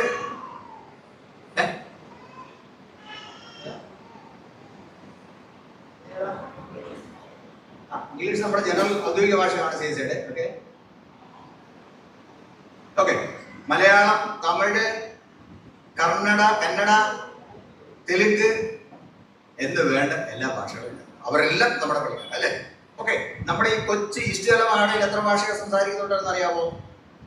6 ഭാഷകൾ സംസാരിക്കുന്ന ആൾക്കാർ നമ്മുടെ ഈ കൊച്ചി ഈസ്റ്റേല മഹാടയിൽ തന്നെ ഉണ്ട്. 6 ഭാഷ. പലതിലും ലിപി പോലും ഇല്ല. ചിലതിൽ നമ്മൾ ലിപി ഉണ്ടാക്കിക്കൊണ്ടിരിക്കുകയും ചെയ്യുന്നത്. പറഞ്ഞത് വ്യത്യസ്തമായ സഭകളിൽ, സഭാ പാരമ്പര്യങ്ങളുള്ളവര്, വ്യത്യസ്തമായ ഭാഷകൾ സംസാരിക്കുന്നവര്, വ്യത്യസ്ത വിശ്വാസ പാരമ്പര്യങ്ങളിൽ പെട്ടവര്, വ്യത്യസ്ത മറ്റ് ബാക്ക്ഗ്രൗണ്ടിലുള്ള ആൾക്കാർ എല്ലാവർക്കും ചേർന്ന് നിൽക്കാൻ ഒരേ ഒരു സഭ, അതാണ് CSI സഭ എന്ന് പറയാം. ഇന്ന് ഇന്ത്യയിൽ കത്തോലിക്ക സഭ കഴിഞ്ഞാൽ ഏറ്റവും കൂടുതൽ അംഗങ്ങളുള്ള സഭയാണ് ഏത്? CSI സഭ. അതിന്റെ അംഗസംഖ്യ എന്ന് പറയുന്നത് ഔദ്യോഗികമായിട്ട് 48 ലക്ഷം എന്ന് പറയുന്നുണ്ട്. 55 ലക്ഷം വരെ പോകുമെന്നാണ് അതിന്റെ കണക്ക്. ഒരുപക്ഷെ അതിലും കൂടുതൽ പോയേക്കാം. അതാണ് നമ്മുടെ കണക്ക്. അത് നമ്മുടെ തൊട്ട് താഴെയുള്ള സഭകളെക്കാൾ 3 ഇരട്ടി കൂടുതലാണ് എന്നും കൂടെ ഓർത്തിരിക്കുക. നമ്മുടെ തൊട്ട് താഴെയുള്ള സഭകളെക്കാൾ 3 ഇരട്ടിയാണ് അതിന്റെ അംഗസംഖ്യ എന്ന് ഓർത്തുകൊള്ളുക. അതുകൊണ്ട് ഏറ്റവും വലിയൊരു ഐക്യസഭയാണ് നമ്മുടെ സഭ. അതിൽ നമ്മൾ അഭിമാനങ്ങളാണ് പ്രാർത്ഥിക്കുന്നത്. നമ്മൾ ദൈവത്തെ ആരാധിക്കാൻ നമ്മുടെ സഭയിൽ തന്നെ CSI സഭയിൽ തന്നെ എന്ത് ചെയ്യണം? നമ്മൾ വരേണ്ടതാണ്. എല്ലാം ഒന്നുപോലെയുള്ളത് അല്ല. CSI സഭയ്ക്ക് അതിൻ്റെതായ പ്രത്യേകതകൾ ഉണ്ട് എന്നും കൂടെ നമ്മൾ മനസ്സിലാക്കിയിരിക്കും. ഓക്കെ, കൽപ്പനകൾ എത്രയാണെന്ന് പറഞ്ഞേ? 10. വിശ്വാസ പ്രമാണം എത്രയാണ്? 3. ഓക്കെ, മുറകൾ എത്രയാണ്? 2. ഓക്കെ, സക്രമം എത്രയാണ്? രണ്ട്. നിങ്ങൾ ആ കാര്യങ്ങളൊക്കെ നിങ്ങൾ പഠിച്ചിട്ടുണ്ട്. വളരെ നല്ല കാര്യം. ഓക്കെ, നമ്മള് ഈ എങ്ങനെയാണ് നിങ്ങളോട് വന്നത്? ചുരുക്കമാണ്, എങ്ങനെ നിങ്ങളോട് വന്നത്? നിങ്ങൾ ബസ്സിന് വന്നോ അല്ലെങ്കിൽ കാറിന് വന്നോ നടന്നോ എന്നല്ല ചോദ്യം. എങ്ങനെയാണ് നിങ്ങൾ ഇന്നിവിടെ വന്നത്? സ്ഥിരീകരണത്തിന് എങ്ങനെയാണ് നിങ്ങളുടെ എത്തിയത്? ചോദ്യം കേട്ടല്ലോ. സ്ഥിരീകരണത്തിന് എങ്ങനെയാണ് നിങ്ങളുടെ എത്തിയത്? ഓക്കെ, ഈ കുഞ്ഞുങ്ങളുടെ മാതാപിതാക്കന്മാരെ വന്നിട്ടുള്ള കൈവയ്ക്കുകയും മാതാപിതാക്കന്മാരെ കുട്ടികളെക്കാൾ കുറവാണ് മാതാപിതാക്കന്മാർ അല്ലേ? അതിനങ്ങനെ വന്നാവും. ഓക്കെ, ഏതായാലും ജ്ഞാനമാതാപിതാക്കന്മാരെ കൈവയ്ക്കുകയും ജ്ഞാനമാതാപിതാക്കന്മാര് ഓക്കെ, അവർ അതിന്റെ മൂന്നിരട്ടി കാണേണ്ട അവർ 2-3 പേര് കൈവക്കിയിട്ടുണ്ട്. ഓക്കെ, ഏതായാലും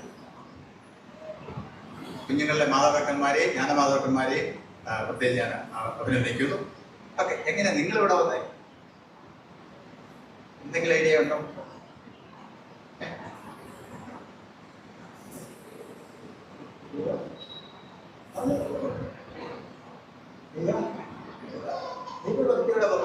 ഒരുപക്ഷെ ഞാൻ ചോദിച്ച ചോദ്യം നിങ്ങൾക്ക് മനസ്സിലാക്കാൻ കാണില്ല. ഞാൻ വളരെ സിമ്പിൾ ഡയറക്റ്റ് ചോദ്യമാണ് ചോദിച്ചത്. എങ്ങനെയാണ് നിങ്ങൾ സ്ഥിരീകരണത്തിലായിട്ട് പോകുന്നത്? ഞാൻ പറയാം ചുരുക്കത്തിൽ. മോൻ എത്ര വയസ്സുണ്ട്? എത്ര വയസ്സുണ്ട്? ഓക്കെ, മോന്റെ പ്രായം നമുക്ക് അടിസ്ഥാന പ്രായമായിട്ട് എടുക്കാം. അതായത് CSIയില് സ്ഥിരീകരണത്തിലാണ് നമ്മൾ പിള്ളേരെ ചേർക്കുന്നത് 14ാമത്തെ വയസ്സിൽ. 14ാമത്തെ വയസ്സ് 14 വർഷം മുമ്പ് നിങ്ങളുടെ മാതാപിതാക്കന്മാർ, നിങ്ങളുടെ പേരൻസ്, ജ്ഞാനമാതാക്കന്മാരോടൊത്ത് നിങ്ങൾ എന്ത് ചെയ്തു?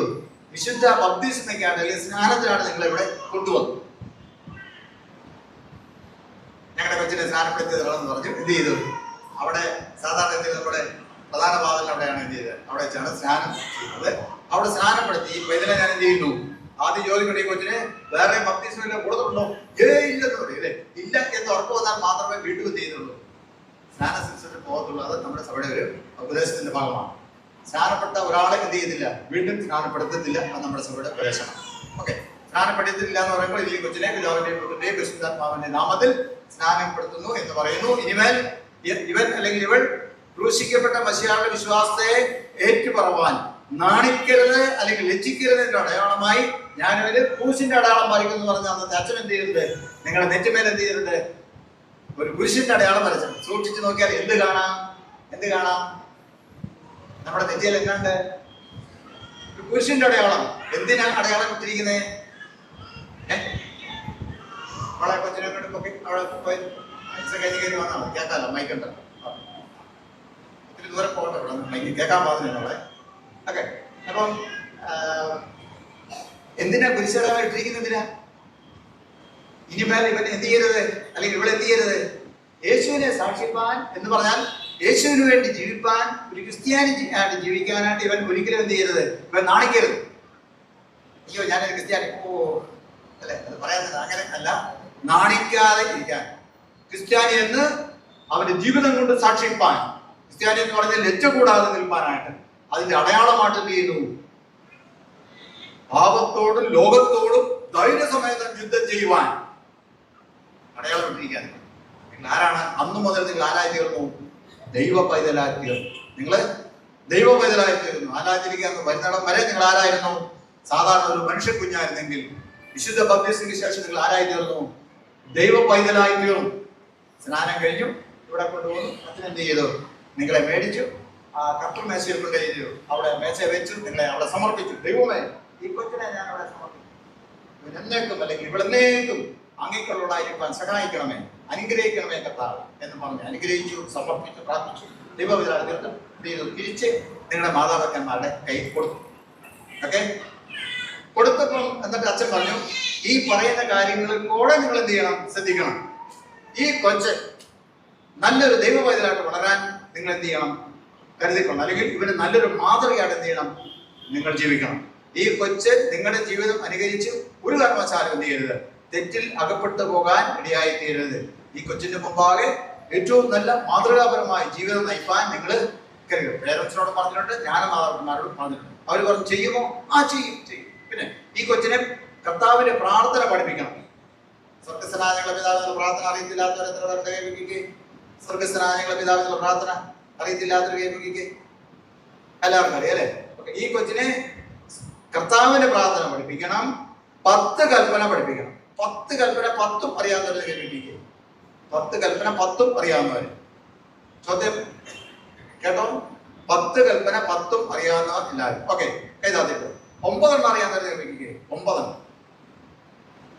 ഓക്കെ, 9. ഒരാൾക്ക് 9 എണ്ണം അറിയാം. ഓക്കെ, 8 എണ്ണം അറിയാവുന്നവരെ കൈവയ്ക്കുക. 8 എണ്ണം.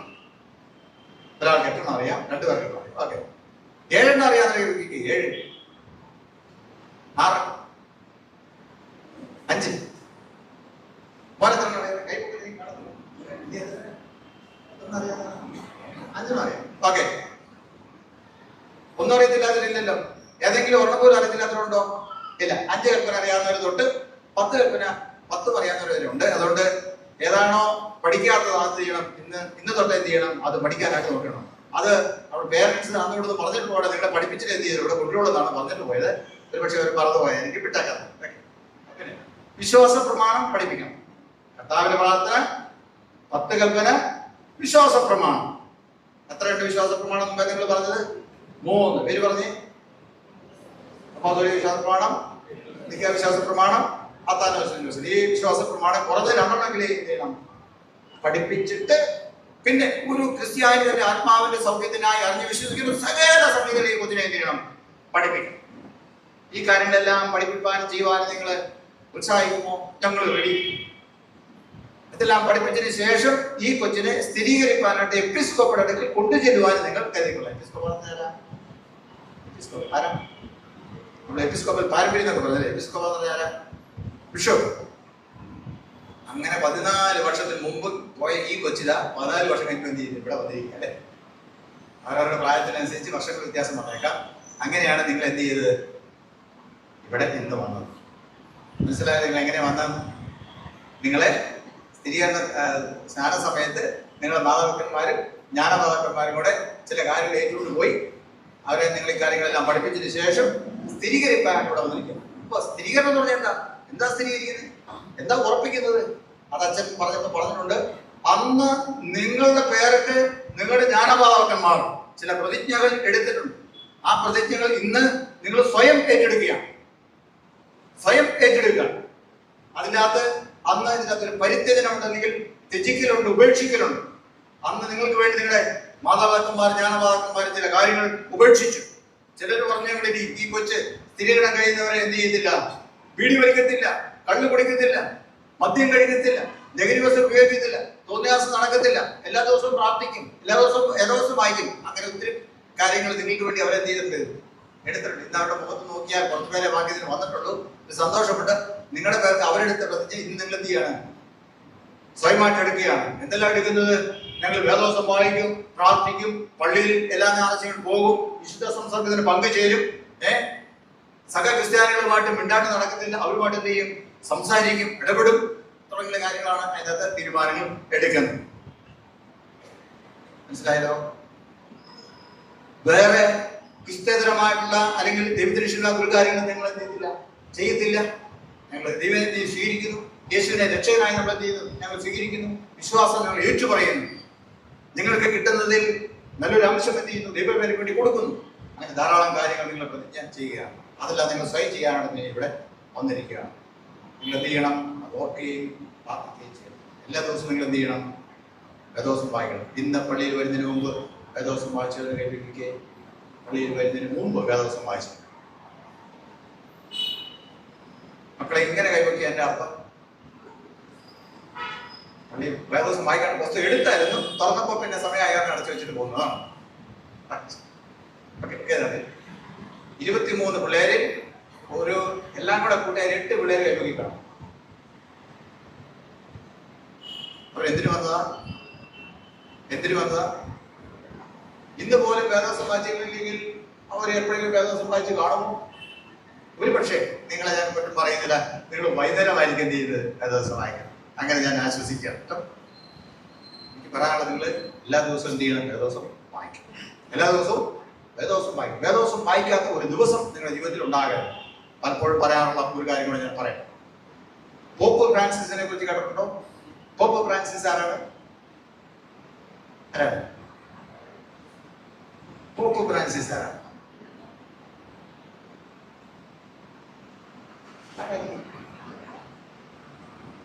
ഏതായാലും നമ്മളാരും അല്ല. ഓക്കെ, ആരെ?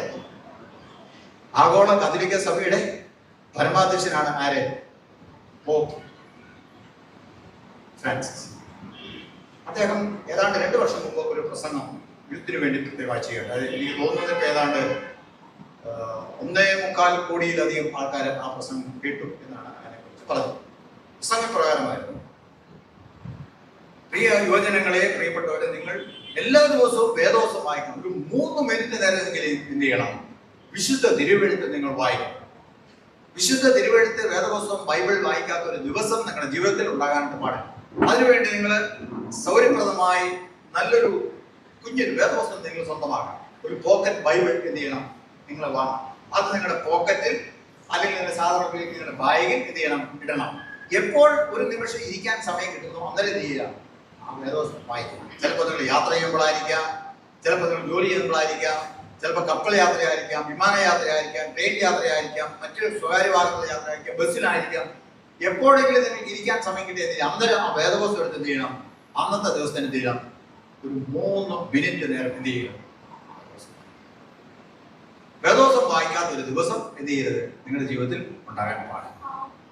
അത് നിങ്ങളുടെ ജീവിതത്തെ രൂപാന്തരപ്പെടുത്തും, മാറ്റിമറിക്കും, ദൈവിക അനുഗ്രഹങ്ങൾ നിങ്ങളുടെ വരുന്നതിന് കാരണമായി തീരും എന്ന് ആ സഭാപിതാവ് പറയുണ്ടായി. എനിക്ക് നിങ്ങളോട് പറയാൻ വേറെ ഒന്നുമേ ഇല്ല. എല്ലാ ദിവസവും എന്ത് ചെയ്യുക? വിശുദ്ധ വചനം നമ്മൾ വായിക്കും. ദൈവത്തിന്റെ അരുളപ്പാട് എന്ത് ചെയ്യുക? വായിക്കുക, ക്രമമായി വായിക്കുക. ഒരു നിമിഷം എന്ത് ചെയ്യുക? പ്രാർത്ഥിക്കുക. ഒരു നിമിഷം ദൈവമേ, പഠിക്കുന്ന വരികൾ പഠിക്കാൻ ബുദ്ധി തരണമെന്ന് പ്രാർത്ഥിക്കും. മറ്റു ജോലി ഏർപ്പെടുന്ന ആ ജോലി ഇത്രയും ഭംഗിയായിട്ട് ചെയ്യുവാൻ സഹായിക്കണമെന്ന് പ്രാർത്ഥിക്കും. നമ്മുടെ പ്രവർത്തികൾ ദൈവത്തിന് അനുഗ്രഹം ഉണ്ടാവാൻ വേണ്ടി ചെയ്യാൻ പ്രാർത്ഥിക്കും. വചനം വായിച്ച് പ്രാർത്ഥിച്ചു മുമ്പോട്ട് പോവുക. ദൈവം നിങ്ങളെ അനുഗ്രഹിക്കും. ഇപ്പോൾ പിതാവായ ദൈവം, പുത്രനായ ദൈവം, പരിശുദ്ധാത്മാവായ ദൈവം, സകല ബഹുമാനവും കാലാവസാനം കൂടെ ഉണ്ടായിട്ടുമാറാകട്ടെ.